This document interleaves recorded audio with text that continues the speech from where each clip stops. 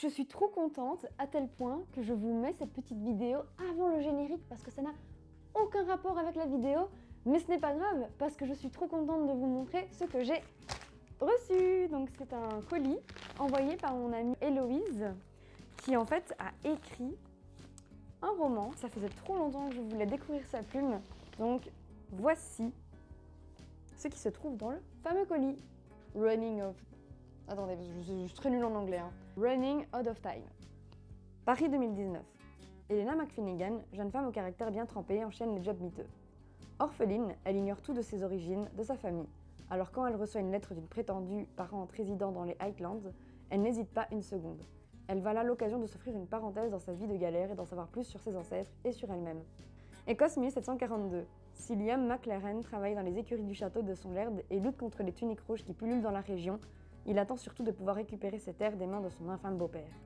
A priori, rien n'aurait dû réunir Elena et Liam, mais les rouages du temps restaient bien des secrets, plongés dans cette épopée fantastique où gardiennes et mercenaires du temps s'affrontent depuis des siècles. Ça a l'air super cool, ça parle de voyage dans le temps.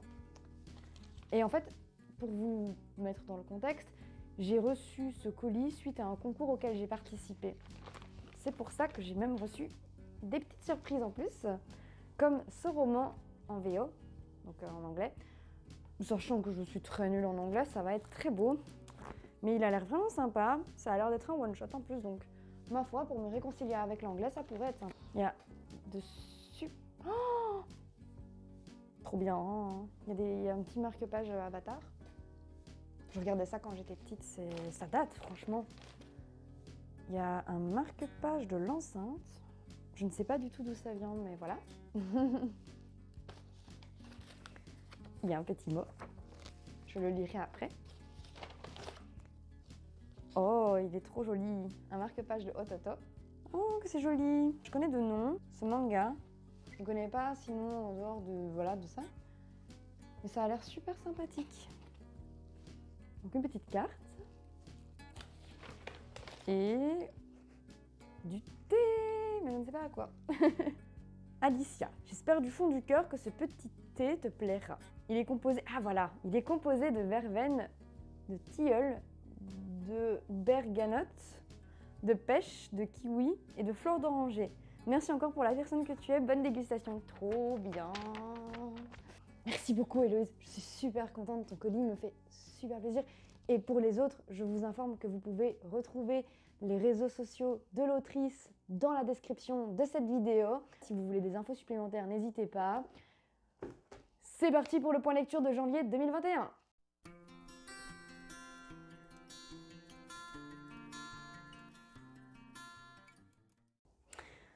Coucou tout le monde! Voici le bilan de mes lectures de janvier 2021. Un tout petit bilan puisque je n'ai lu que 3 bouquins ce mois-ci. Pour vous remettre dans le contexte, j'ai fait une panne de lecture pendant 1 an et 1 an et demi et j'ai décidé de me remettre à la lecture plus ou moins quand j'ai décidé de relancer ma chaîne YouTube. Aujourd'hui, je vais vous parler de mes lectures, dont un coup de foudre, un coup de cœur et un frôlement de coup de cœur. Autant vous dire que j'ai passé une bonne fin de mois puisque je n'ai lu que la fin du mois étant un petit peu occupée au début. Et ce fut satisfaisant de retrouver des univers que j'aimais bien parce que oui, chacun de ces bouquins était des romans entamés que je n'avais jamais terminés. On va commencer par Chère morte, qui est le premier roman que j'ai fini ce mois-ci. Donc il a été écrit par Sarah Bushman et il fait suite à Sorcière de chair.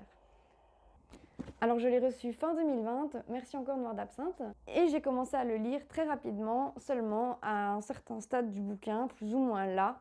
Je ne sais pas pourquoi, mais j'ai arrêté de le lire.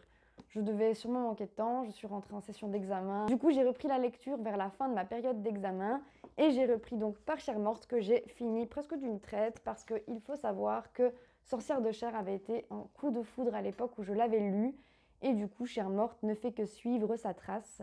C'est un roman hyper intriguant, très intéressant, vraiment bien exploité. J'ai vraiment envie de vous en dire plus parce qu'il y a tellement de choses à dire. Seulement voilà, il faut quand même avoir lu Sorcière de chair pour comprendre la plupart de mes arguments. J'ai pas envie de vous spoiler parce qu'on sait jamais que vous regardez cette vidéo pour d'autres bouquins. Cependant, je tiens quand même à dire que Sarah Bushman a vraiment fait du bon boulot. J'avais été complètement fan de Sorcière de chair. Pour vous remettre dans le contexte, je vais vous parler un peu du premier tome. On va quand même suivre la revisite du mythe des sorcières en Australie en 2016. Et il s'avère que les sorcières ne sont pas toutes gentilles, au contraire, elles sont plutôt, entre guillemets, méchantes. Je dis entre guillemets parce que ce qui est vraiment incroyable, c'est que ce n'est pas manichéen. Sarah Bushman a vraiment créé quelque chose d'incroyable avec ce roman. Elle a mis des monstres du côté des humains, des monstres du côté des sorcières. C'est un condensé de violence, de souffrance, il y a du massacre, il y a plein de thèmes durs abordés avec la fine plume de l'autrice qui, je dis fine, mais parfois est assez tranchante. C'est quand même une plume assez saisissante. Je me rappelle que pendant que je lisais le deuxième tome, de temps en temps, j'avais des montées de larmes, non pas parce que j'étais triste de ce qui se passait, même si c'est quand même assez déprimant comme lecture, je dois avouer, mais parce que j'avais une montée d'émotions qui me venait, que je ne contrôlais pas, et qui était liée à la façon de narrer de l'autrice, qui a vraiment une écriture qui en fait nous prend par le col, nous plonge dans le bouquin, on se retrouve dans une mélasse de crasse, de souffrance, de violence, de torture, de tellement de choses. Mais c'est super bien fait. Aucune violence n'est gratuite, c'est super bien écrit. La suite est vraiment top. On me demanderait de choisir, ce serait hyper compliqué. Je choisirais peut-être celui-là, donc Chère morte. Pourquoi? Parce que je trouve qu'on a plus de points de vue dans ce deuxième tome que dans le premier. Ben, on avait celui de la protagoniste et il y avait de temps en temps des petites alternances, mais c'était vraiment principalement Arabella qu'on suivait, tandis que dans ce second tome, on a aussi le point de vue de Chiara qui apparaît dans le premier et c'est super diversifiant. On suit plusieurs péripéties en même temps, je trouve ça dépaysant, encore plus dépaysant parce qu'on continue à se trouver en Australie et dans ce second tome, Sarah Bushman a décidé de parler des aborigènes et c'est un thème quand même que je ne connaissais pas, je dois avouer, je ne connaissais pas et je l'ai découvert avec Sarah Bushman et je trouve ça vraiment top de sa part de parler de ce genre de sujet dont on ne parle pas forcément dans les médias ou alors d'une façon un peu biaisée. Je tiens juste à vous prévenir qu'à la fin de cette vidéo, il y aura des lectures d'extraits à voix haute. Donc si vous ne voulez pas être spoilé sur la fin de Sorcière de chair, n'écoutez pas l'extrait qui portera sur Chère morte. Mais pour le reste, normalement, ça devrait aller. La deuxième lecture de ce mois est Balle perdue, écrit par Jennifer Clément. Alors c'est un roman contemporain que j'avais commencé en 2018. Ce n'est pas dans mon habitude de lire ce genre de roman. Toutefois, j'ai vraiment été prise par la plume de Jennifer Clément, qui est très très douce, pleine de poésie, vraiment lyrique. Et derrière ce lyrisme, eh bien, se cache une autrice très engagée qui va mettre des sujets sérieux en avant, en parler d'une manière mais vraiment brillante et tout en finesse toujours. C'est un petit peu comme si on avait mis une couverture au-dessus de cendres de cigarettes. C'est assez incroyable. Franchement, j'ai beaucoup aimé. J'ai été très surprise. C'est d'ailleurs celui-là le frôlement de coup de cœur. Il m'a manqué un petit truc, mais vraiment un petit truc. C'est pas ce qui me manquait, mais il me manquait ce petit truc, peut-être la fin, où j'étais pas vraiment d'accord avec ce qui se passait, où je n'ai pas vraiment été happée comme au début, mais j'ai bien aimé. On part sur une histoire d'une petite fille et sa maman qui vivent dans une voiture en Floride. Alors déjà, encore une fois, c'est dépaysant comme lecture parce qu'on se retrouve autre part. Je ne sais pas si l'autrice s'est vraiment renseignée, j'imagine que oui, bien entendu, mais dans tous les cas, je me suis trouvée ailleurs que chez moi pendant cette lecture et c'était vraiment trop bien. Genre en plein confinement, pouvoir voyager, que demande le peuple? L'histoire se passe donc sur le parking d'un camp de caravane, donc forcément, Pearl et sa mère Margot ne sont pas toutes seules et elles vont avoir des personnes dans leur entourage, notamment Avril May, la meilleure amie de Pearl, ou encore Ellie, le mystérieux Texan qui débarque dans ce camp et qui va chambouler leur vie. Au début, j'avais peur que ce soit une romance parce que la fin du résumé laissait présager que. Toutefois, on se rend bien vite compte qu'on suit l'histoire du point de vue de Pearl. Pearl qui est une préadolescente et qui voit le monde avec encore des yeux d'enfant. Et j'ai vraiment trouvé que cette petite douceur ajoutée aux thématiques proposées dans le roman, comme par exemple le sujet du trafic d'armes, le fait que l'autrice aborde un autre angle de la vie d'un SDF, etc. Je trouve que cette vision qu'a Pearl de voir tout ça, la vision qu'elle a de la vie, la vision qu'elle a de l'amour, la vision qu'elle a de l'amitié, etc., je trouve que c'était vraiment bien mené. L'autrice a vraiment pensé à tout. Son personnage est très bien construit. Je me suis vraiment attachée à Pearl. Et même si vraiment c'était écrit d'une façon poétique, parce que je sais qu'on peut reprocher ça au roman. Moi, ça m'a complètement happée, j'ai adoré. Et vous verrez dans la lecture à voix haute d'extraits à la fin de cette vidéo, ce que j'appelle plume un peu lyrique, poétique, etc. Ma troisième lecture de ce mois-ci n'est autre que Embrasé, le troisième et ultime opus de la saga Lune Pourbe, enfin de la trilogie. Si vous ne connaissez pas cette trilogie, qu'attendez-vous? Pour vous la résumer en quelques mots, il s'agit d'une trilogie de fantasy que moi personnellement je considère young adult. On va suivre dans les premiers tomes Moira, enfin Lilith, comme vous préférez, dans ses aventures à travers le monde dans lequel on est plongé, hein, le monde que Laetitia Danae a bâti avec beaucoup de brio. Et nous allons suivre l'ascension, l'évolution de ce personnage qui au tout début est jeune hein, quand même, et qui va grandir, évoluer, qui va faire face à plein de dangers, à des révélations, à autant de souffrances que de bonheur. Et on va la suivre, on va suivre ses amis, on va suivre ses ennemis, et on se demande, bon sang de bonsoir, comment tout ça va se dénouer? Et forcément, ce troisième tome, c'était le dénouement de tout ça. Je vous avoue que je n'étais pas prête quand je l'ai reçu, je n'osais pas l'ouvrir, je me suis dit, une fois qu'il sera lu, ce sera fini.